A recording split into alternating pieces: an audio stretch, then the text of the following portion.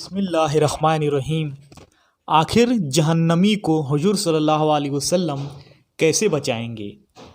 एक रिवायत में आया है कि एक बार हज़रत जिब्राइल अली आमीन हुजूर सल्लल्लाहु अलैहि वसल्लम की खिदमत में हाजिर हुए। आप सल्लल्लाहु अलैहि वसल्लम को लगा कि जिब्राइल अली आमीन कुछ उदास हैं। उन्होंने कहा, ए प्यारे नबी, मैं अल्लाह के हुक्म से जहन्नम देख के आया हूँ और उसे देखकर मुझे बहुत दुख हुआ है। उन्होंने कहा, ए अल्लाह के नबी, जहन्नुम में 7 दर्जे होंगे और उनमें से सबसे निचले दर्जे में अल्लाह मुनाफिकों को डालेगा। उससे ऊपर वाले 6ठे दर्जे में अल्लाह मुशरिकों को डालेगा। उससे ऊपर 5वें दर्जे में अल्लाह सूरज और चांद की इबादत करने वाले को रखेगा। चौथे दर्जे में अल्लाह आग की इबादत करने वाले को रखेगा। उसके ऊपर वाले तीसरे दर्जे में यहूदियों को रखेगा और फिर ईसाइयों को दूसरे दर्जे में रखेगा। इतना कहकर हज़रत जिब्राइल अली आमीन चुप हो गए। हुजूर सल्लल्लाहु अलैहि वसल्लम ने पूछा, जिब्राइल, तुम चुप क्यों हो? बताओ पहले दर्जे में कौन होगा? उन्होंने कहा, ए अल्लाह के रसूल, सबसे ऊपर वाले यानी पहले दर्जे में अल्लाह आपकी उम्मत के गुनहगारों को डालेगा। जब आप सल्लल्लाहु अलैहि वसल्लम ने सुना कि मेरी उम्मत के गुनहगार भी जहन्नम में डाले जाएंगे तो आप सल्लल्लाहु अलैहि वसल्लम बहुत गमगीन हो गए और आप सल्लल्लाहु अलैहि वसल्लम अल्लाह से दुआ करने लगे। किताबों में लिखा है कि 3 दिन तक आप सल्लल्लाहु अलैहि वसल्लम की हालत ऐसी रही कि आप सल्लल्लाहु अलैहि वसल्लम नमाज के लिए मस्जिद तशरीफ़ लाते, नमाज पढ़ाते और फिर अपने हुजरे में चले जाते और हुजरा बंद कर लेते। हुजरे के अंदर अल्लाह के सामने दुआ में मशगूल हो जाते। सहाबा अकराम बहुत हैरान थे कि आप सल्लल्लाहु अलैहि वसल्लम को क्या हुआ है। आप सल्लल्लाहु अलैहि वसल्लम किसी से बात भी नहीं करते और नमाज पढ़ने के बाद हुजरे की तन्हाई इख्तियार फरमा लेते हैं। आप सल्लल्लाहु अलैहि वसल्लम घर पर भी तशरीफ़ नहीं ले जा रहे थे। आखिर मामला क्या है? जब तीसरा दिन था तो हज़रत अबू बकर सिद्दीकी अकबर रजी अल्लाह अन्हु ने ये बर्दाश्त ना कर सके और जल्दी से वो हुजूर सल्लल्लाहु अलैहि वसल्लम के हुजरे के पास पहुँचे। दस्तक देकर कहा, अस्सलामु अलैकुम लब्बैक या रसूल अल्लाह, यानी ये अल्लाह के महबूब, मैं हाजिर हूँ।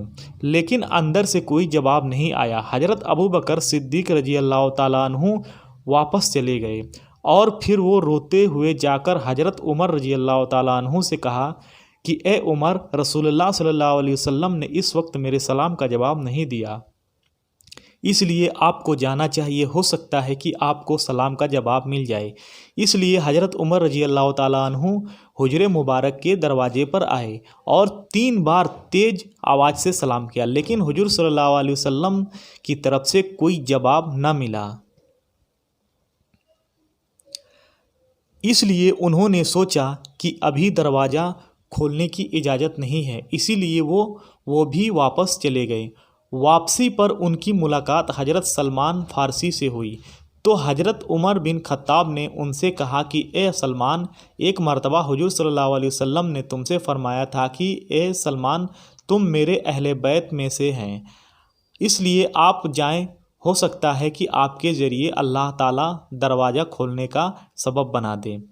और फिर उन्होंने भी आकर सलाम किया, लेकिन आप सल्लल्लाहु अलैहि वसल्लम की तरफ से कोई जवाब ना मिला। बाद में हज़रत अली रजी अल्लाह ताला अन्हु से कहा गया। जब उनसे कहा गया तो उन्होंने सोचा कि इसके बारे में कोई दूसरी तरकीब क्यों ना करूं।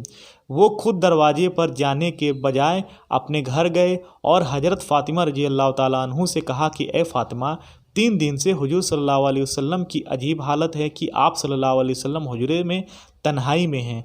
जब मस्जिद में तशरीफ़ लाते हैं तो चेहरे पर गम के आसार होते हैं, आँख नम होती है और आप सल्लल्लाहु अलैहि वसल्लम किसी से बात भी नहीं करते हैं। इसीलिए तुम जाओ और दरवाज़ा खटखटाओ, हो सकता है कि दरवाज़ा तुम्हारी वजह से खोल दिया जाए।